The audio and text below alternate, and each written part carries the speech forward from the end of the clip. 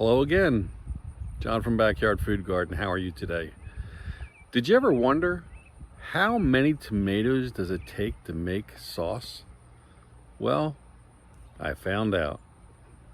We took 6 pounds of San Marzano tomatoes, some of the best tasting tomatoes you can find for making sauce, and we only got 2 pints of sauce out of that.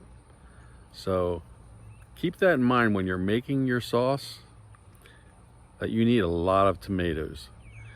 And what we did was we took off the skins and we took out the seeds. Then we roasted them and made our sauce. So that 6 pounds only made 2 pints. I hope that helps you when you're trying to calculate how many tomatoes you need for your sauce. I didn't realize I needed so many, but I hope that helps. Have a great day.